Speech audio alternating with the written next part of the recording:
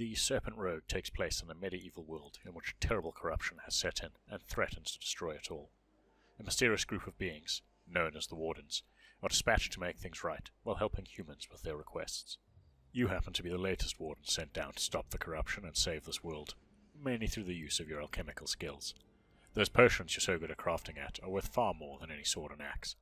Part survival crafting game, part action-adventure exploration title, and part roguelike, the Serpent Rogue packs a variety of systems and gameplay elements into one compact package.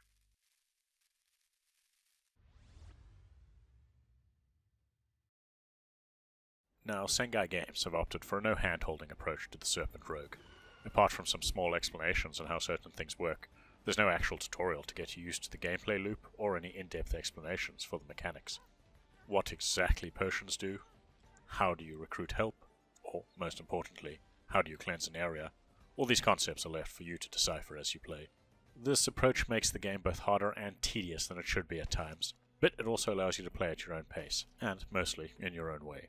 The combined crafting and survival mechanics come in the form of harvesting components from the world around you, cooking, brewing potions, and building items. Components need to be researched before you can use them, and while there are recipes you can find, it's best to just start throwing things together to see what they do. There is a risk-reward system in place here though, as items that don't combine can be lost, but it can also take quite some time before you find the recipe you're looking for. Of course, the potions you craft have a variety of uses beyond simply healing yourself. You can age yourself and other creatures, purify or damage creatures, or even turn yourself into another creature type in order to aid exploration or resource scrounging. Cooking also plays a major role in the game, or at least eating does, since your stamina bar is governed by your food bar. Actions, think fighting, sprinting and healing, are all essentially governed by how much food you've consumed. This bar depletes over time, especially with more complex actions, like using combos in fights, or sleeping to pass the time, so you're going to almost always be feeding your Warden. Not eating won't kill you, but it does mean that you can't chain combos in fights or heal properly when injured. Additionally, you'll have to listen to your Warden's poor stomach growling in distress repeatedly. Now, despite the narrative premise, the Serpent Rogue's world isn't entirely empty. Apart from the corrupted lifeforms looking to kill you on sight, it's also full of randomized NPCs and animal life, most of which you can recruit or tame. Before you can do that though, you'll need to research that wildlife as well, which I thought was a nice touch in that it lets you figure out what their favorite foods are and what items they're likely to carry.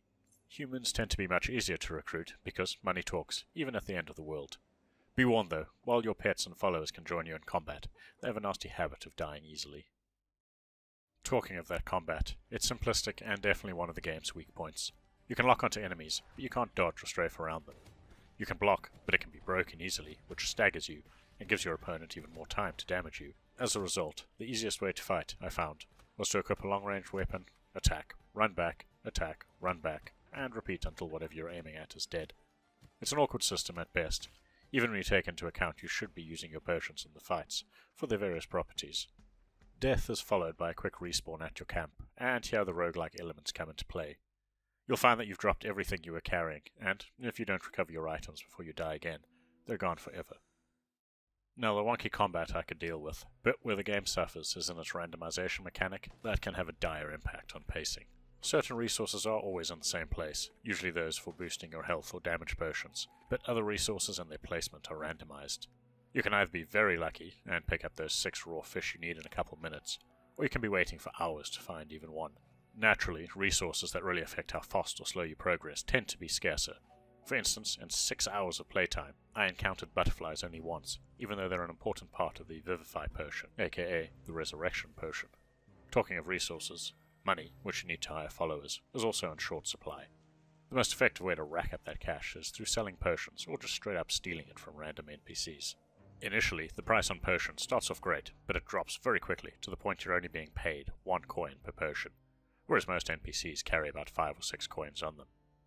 Money buys you followers, who you can't progress without, but it also buys you the purification containers you need to cure an area of corruption.